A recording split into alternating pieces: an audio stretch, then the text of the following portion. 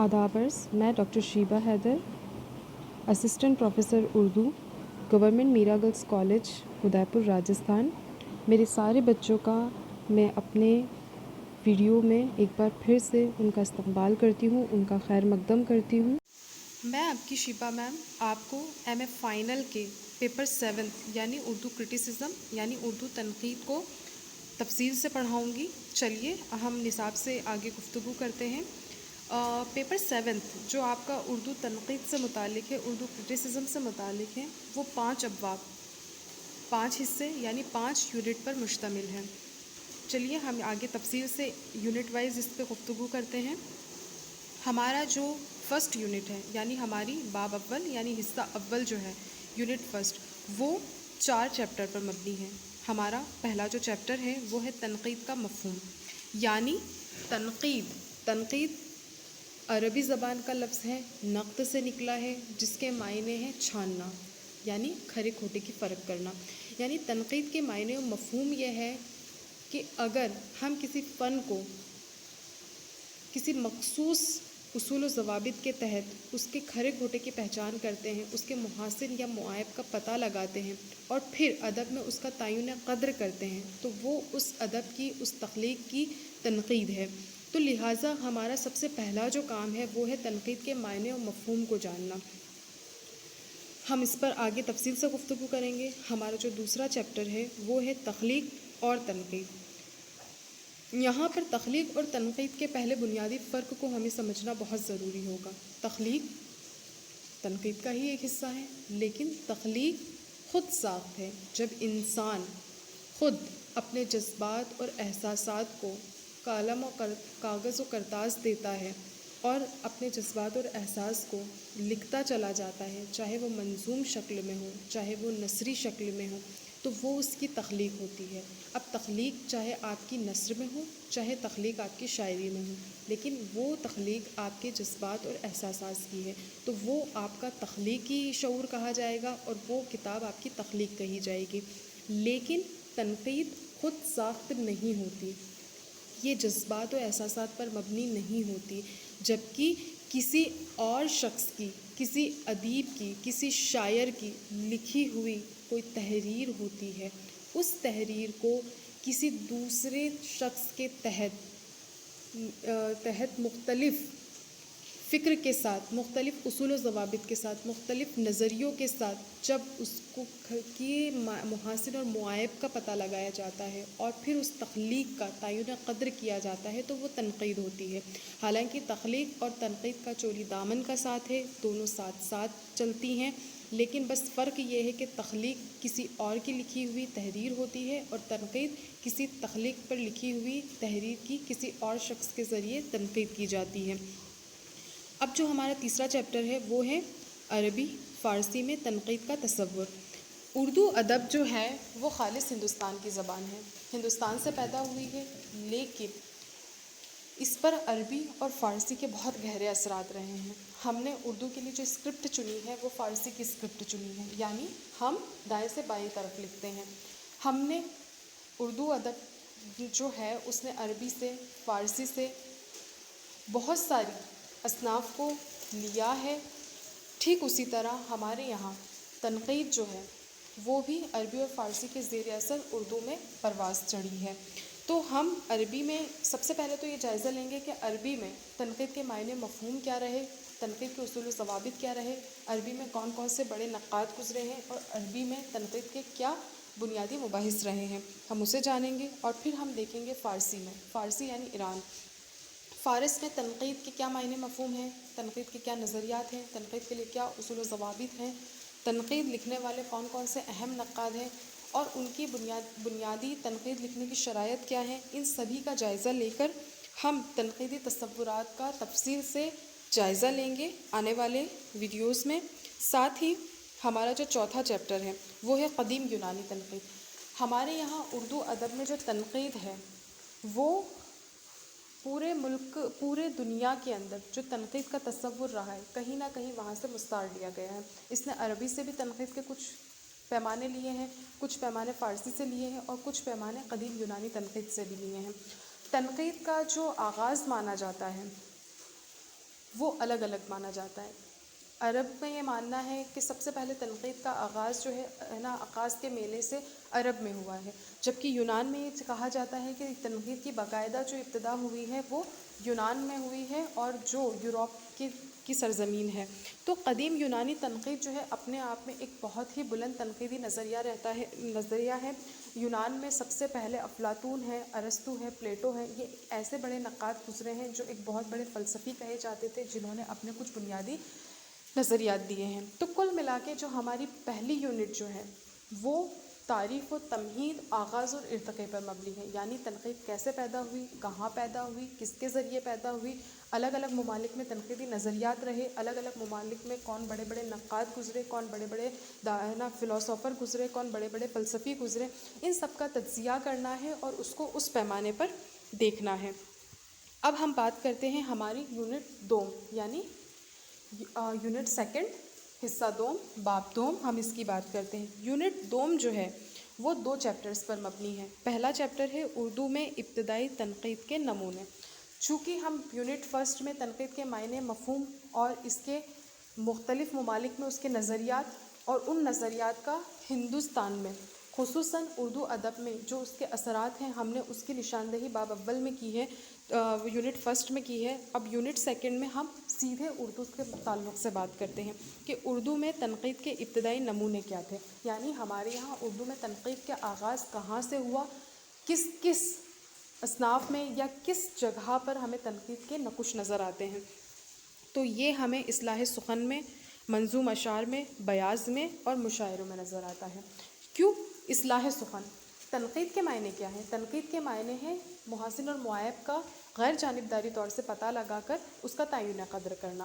اب چونکہ بڑے بڑے شعر و شاعری کا دور تھا اردو میں، ابتدا میں بڑے بڑے شاعر تھے جو بڑے بڑے اساتذہ کے طور پر سمجھے جاتے تھے، ان کے تلمس کا بہت بڑی تعداد ہوا کرتی تھی جو اپنے استاد سے اصلاح لیا کرتے تھے۔ اگر کوئی شاگرد کوئی شعر لکھتا ہے، یا اشعار لکھتے ہیں، تو پھر اس کے اوپر اگر ان کا استاد ان کو یہ اصلاح دیتا ہے کہ نہیں اس شعر میں یہ کمی ہے، یا اس شعر میں یہ خوبی ہے، یا اس شعر میں یہ خامی ہے، تو اس میں جو تبدیلی کی جاتی ہے وہ بھی تو ایک تنقید ہی ہے، ایک طرح سے اصلاح ہے، ایک تنقید ہے۔ تو یہاں پر تنقید کے ہمیں ہلکے سے نقوش نظر آتے ہیں۔ منظوم اشعار، بھیا جب منظوم اشعار جب لکھے جاتے ہیں تو ان منظوم اشعار کے اندر جو اصلاح کی جاتی ہے یا منظوم اشعار کے ذریعے اصلاح کرنے کی جو کوشش کی جاتی ہے وہ بھی تنقید کا ایک نقوش نظر آتا ہے ہمیں۔ اسی طرح بیاض کہتے ہیں پرسنل ڈائری کو۔ جب کوئی شخص بیاض لکھتا ہے یعنی پرسنل ڈائری لکھتا ہے، اس کے اندر وہ اصلاح لکھتا ہے، صحیح غلط لکھتا ہے، کیسا ہونا چاہیے شعر کو اس طرح سے بیان کرتا ہے، تو وہ بھی ایک طرح سے تنقیدی عکس کا حصہ ہے۔ مشاعرے، جب ہم بڑے بڑے مشاعروں کا آغاز کرتے ہیں، مختلف شاعر ایک جگہ ایک صف پر بیٹھتے ہیں اور وہ اپنی شعر و شاعری کرتے ہیں، کسی کو داد ملتی ہے، کسی کو داد نہیں ملتی ہے، یعنی جس کو اچھی داد ملی یعنی اس کا شعر اچھا تھا، جس کو اچھی داد نہیں ملی اس کا مطلب اس کا شعر اس پائے تک کا نہیں تھا، تو لہٰذا وہ بھی ہے ایک تنقید کا ایک نمونہ نظر آتا ہے۔ تو ان نمونوں پر ہمیں گہرائی سے تفصیل سے بات کرنی ہے، اور پھر ہمیں تذکروں میں، جو ہمارا سیکنڈ چیپٹر ہے وہ ہے تذکروں میں تنقیدی عناصر آب حیات تک، یعنی تذکرے کی ابتدا جو ہوتی ہے وہ میر تقی میر کے تذکرے سے مانی جاتی ہے، نکات الشعراء سے۔ تو میر تقی میر کے نکات الشعراء سے لے کر مولانا محمد حسین آزاد کے لکھے ہوئے تذکرے آب حیات تک جتنے بھی اردو ادب میں تذکرے لکھے گئے ہیں ان سب کو اردو تنقید کا پہلا تنقیدی نمونہ کہا جاتا ہے۔ کیوں؟ تذکرے کیا ہوتے ہیں؟ تذکرے اپنے عہد کا، اپنے ماحول کا ایک تذکرہ ہے، یعنی اس عہد میں جو شاعر پیدا ہوئے ہیں یا اس عہد سے قبل جو شاعر پیدا ہوئے ہیں ان سب کو ایک جگہ اکٹھا کیا جاتا ہے، ان کی حیات، ان کی موت، ان کے بارے میں ذکر کرتے ہوئے ان کے اشعار وہاں پر درج کیے جاتے ہیں۔ تو وہاں پر جو لکھنے والا تذکرہ نگار ہے وہ کہیں نہ کہیں اس پر نقطہ چینی بھی کرتا ہے، اس پہ تنقید بھی کرتا ہے کہ یہ عہد کا بڑا شاعر ہے، اس کے یہ اشعار ہیں مثال کے طور پر، اور یہ اپنے عہد کا درمیانی شاعر ہے، مثال کے طور پر اس کے یہ اشعار ہیں، اور یہ اپنے عہد کا کم تر شاعر ہے اور مثال کے طور پر اس کے یہ اشعار ہیں۔ اب ہم بات کرتے ہیں اس پہ، ہم آگے چل کر ایک ایک یونٹ پر تفصیل سے ویڈیو بنائیں گے تاکہ ہم ہر ایک حصے کو، ہر ایک تذکرے کو لیں گے اس کے اندر، ٹھیک ہے۔ اب ہم بات کرتے ہیں یونٹ 3 کی، یعنی یونٹ سوم کی۔ اب یونٹ سوم جو ہے وہ بھی 3 چیپٹر پر مبنی ہے، یعنی 3 حصوں پر مبنی ہے۔ پہلا ہے اردو میں باقاعدہ تنقید کا آغاز، حالی اور شبلی۔ یہ اردو ادب میں یہ مانا جاتا ہے کہ تنقید جو ہے عربی اور فارسی کے زیر اثر جو ہمارے سامنے تنقیدی نمونے جو ابتدا میں ملتے ہیں وہ عربی فارسی سے متاثر تھے۔ تذکرے، مشاعرے، بیاض، اصلاح سخن، یہ سب ہمیں فارسی کی طرف سے ملا ہے، تو ہماری ابتدا کی تنقید بھی اسی رنگ کی تھی۔ تذکرے فارسی میں بہت لکھے گئے ہیں، ہمارے یہاں پہ بھی ہے نا تذکرے بہت لکھے گئے ہیں، لیکن باقاعدہ تنقید جو ہے وہ ہم نے مغرب سے لی ہے، یعنی ہم اصل تنقید پہ جو آئے ہیں، جو ہماری جدید تنقید ہے، وہ ہم نے جو مستعار لی ہے یا جو ہم نے اس کے پیمانے بنائے ہیں وہ ہم نے مغربی تنقید سے لیے ہیں۔ تو اردو میں باقاعدہ تنقید کا آغاز، اردو میں باقاعدہ تنقید کا آغاز جو ہے وہ حالی سے ہوتا ہے۔ حالی مولانا الطاف حسین حالی سر سید کے اہم رفقا میں شمار، جدید اردو تنقید کے بانی کے طور پر انہیں تصور کیا جاتا ہے۔ انہوں نے جدید غزل سے متعلق اپنا ایک دیوان لکھا تھا، اس دیوان کی ایک دباچہ انہوں نے لکھا تھا جس میں انہوں نے یہ بتایا تھا کہ ایک شاعری کو کیسا ہونا چاہیے اور اب ہم موجودہ دور میں شاعری کیا کر رہی ہیں، ان سب چیزوں پر انہوں نے ایک بحث و مباحثہ کیا تھا۔ دیوان چونکہ بہت طویل ہو گیا تھا، دباچہ بہت طویل ہو گیا تھا، لہٰذا انہوں نے اس دباچے کو الگ سے شائع کروایا اور یہی کتاب شائع ہونے کے بعد مقدمہ شعر و شاعری میں تبدیل ہو گئی۔ تو ہمارے یہاں جدید تنقید کی بنیاد جو ہے وہ مقدمہ شعر و شاعری از مولانا محمد حسین حالی سے مانی جاتی ہے، جنہوں نے مختلف اصناف یعنی غزل، قصیدہ، مرثیہ، مثنوی، ہر ایک کی اچھائیاں، اس کے محاسن، اس کے معائب اور اسے کیسا ہونا چاہیے اور ہم نے اس کا کیا حال کر دیا ہے، ان سب پہ بحث و مباحثہ کیا ہے اور یہی ہماری تنقید کی بنیاد ہے۔ ساتھ ہی شبلی کو بھی اردو ادب میں جدید تنقید کے بانیوں میں شمار کیا جاتا ہے۔ حالی چونکہ مغرب سے متاثر تھے لیکن شبلی جو ہے وہ مشرق سے متعلق تھے، لہٰذا ان کی لکھی ہوئی جو تنقیدی کتاب ہے وہ ہے شعر العجم، 5 جلدوں میں ہے، جس میں انہوں نے فارسی کی شاعری اور اردو کی شاعری پر بحث و مباحثہ کیا ہے، لیکن اپنے آپ میں شعر العجم بھی تنقید کا ایک بہت بڑا دستاویز ہے، لہٰذا ہم اردو میں باقاعدہ تنقید کے آغاز کو حالی اور شبلی سے روشناس کرتے ہیں۔ اب جو ہمارا دوسرا چیپٹر ہے وہ ہے تحقیق اور تنقید، مولوی عبدالحق اور محمود شیرانی۔ تحقیق اور تنقید، تحقیق اور تنقید کا وہی ساتھ ہے جو چولی اور دامن کا ساتھ ہے، یہ قول خود بقول مولوی عبدالحق کے ہیں کہ تحقیق اور تنقید، تحقیق کے معنی ہیں کسی چیز کو ڈھونڈنا، تلاش کرنا، اس کی تلاش میں اس چیز کو اکٹھا کرنا۔ تو ہم تنقید تبھی کر سکتے ہیں جب ہم کسی مواد کی فراہم کر لیں، ہم کسی مواد کو اکٹھا کر لیں یا ہم کسی مواد کو ڈھونڈ لیں۔ تو تحقیق جو ہے وہ پہلا مرحلہ ہے، تنقید جو ہے وہ دوسرا مرحلہ ہے۔ اگر ہمیں کسی عظیم شخصیت کی لکھی ہوئی کوئی تحریر ہے، اگر ہم اس پہ تنقید کرنا چاہتے ہیں تو پہلے ہمارے لیے کیا ضروری ہے کہ اس عظیم شخص کی لکھی ہوئی تحریر کو ہم تلاشیں، اور اس تلاش کے اندر ہم اسے سرچ کریں، ریسرچ کریں، وہی ہماری تحقیق ہوتی ہے۔ آج موجودہ دور میں ہم لوگ پی ایچ ڈی کرتے ہیں، ایم فل کرتے ہیں۔ پی ایچ ڈی اور ایم فل کیا ہے؟ تحقیق، ریسرچ۔ ہم مواد کو تلاشتے ہیں، پھر اس کو اکٹھا کرتے ہیں، پھر اس کو تراشتے ہیں اور پھر اس پہ تنقید کرتے ہیں اور پھر اپنا اصل حاصل جو ہوتا ہے وہ پیش کرتے ہیں۔ تو تحقیق اور تنقید کا جو رشتہ ہے وہ مولوی عبدالحق نے کس طرح سے بیان کیا ہے، محمود شیرانی نے اسے کس طرح سے بیان کیا ہے، ہم اس پر ان کی باقاعدہ ان کے نصاب سے گفتگو کریں گے آگے کی ویڈیوز میں۔ ہمارا جو تیسرا چیپٹر ہے وہ ہے اردو کی ترقی پسند ادبی تنقید، احتشام حسین اور ممتاز حسین کے حوالے سے۔ جدید تنقید کی جو ابتدا میں نے ابھی آپ کو بتایا حالی اور شبلی سے ہوئی تھی، یہ علی گڑھ تحریک کے تحت ہوئی تھی۔ علی گڑھ تحریک میں سر سید کے جو رفقا تھے وہ حالی بھی تھے اور شبلی بھی تھے۔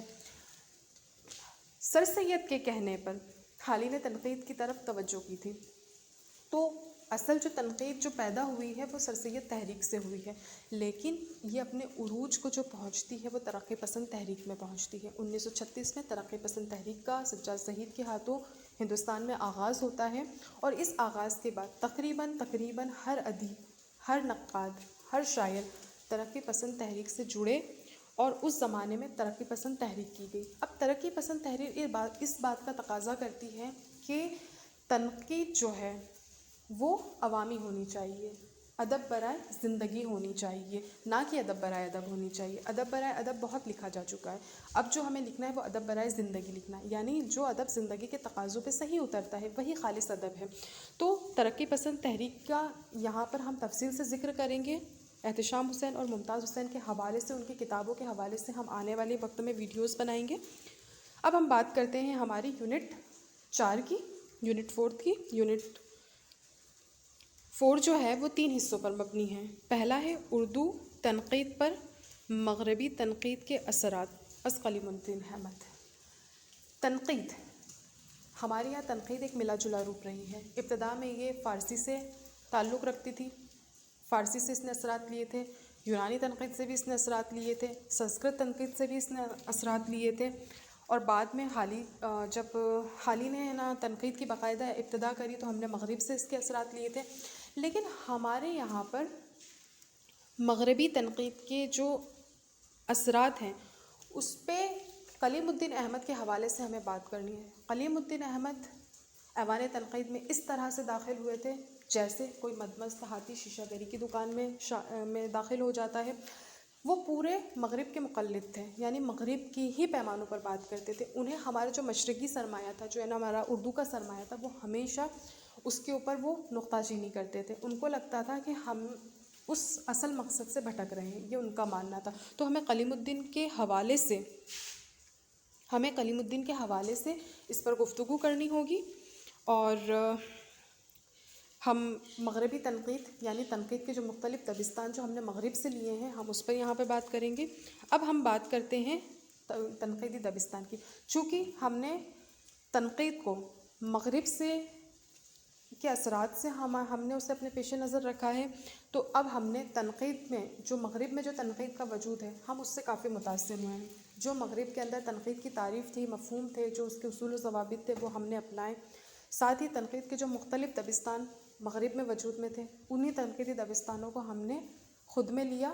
لیکن ایک موٹا فرق جو ہے یہاں واضح کرنا ہوگا کہ ہم نے مغرب سے تنقیدی اثرات لیے ہیں، لیکن ہم نے اپنے پیمانے خود بنائے ہیں، اپنے اصول و نظریات خود بنائے ہیں، اپنے معیار کو ہم نے ہمارے معیار پر رکھ کر جانچا ہے۔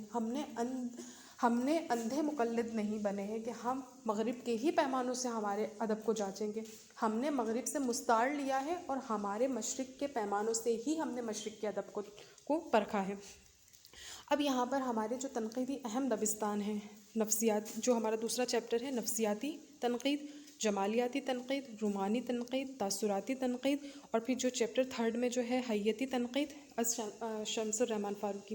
تو ہم نفسیاتی تنقیدی دبستان پر نفسیاتی یعنی تحلیل نفسی کا جو دبستان ہے، جمالیات کا جو دبستان ہے، رومان کا جو دبستان ہے، تاثرات یعنی فوراً اثر پیدا کر دینے والا جو تنقید ہے، اور حیت یعنی ساخت سے متعلق جو نظریات ہیں، ان سب کا ہم تفصیل سے جائزہ اس کی ویڈیوز کے تحت لیں گے۔ اب ہم بات کرتے ہیں ہمارے یونٹ 5 کی، یعنی باب پنچم کی۔ تو یونٹ 5 یہ ہے کہ اس ایک ہی چیپٹر پر مبنی ہے لیکن حصے 2 ہیں۔ پہلا حصہ ہے، مطلب یونٹ ہے نئے تنقید کے نئے رجحانات۔ ترقی پسند تحریک کے بعد جو ایک نئے رجحان تنقید کے اندر پیدا ہوئے ہیں، نئے نئے دبستان اور بنے ہیں، تو ان نئے رجحانات کو ہم نے کیسے اپنے اندر ضم کیا ہے، تو ہم اس پہ بات کریں گے۔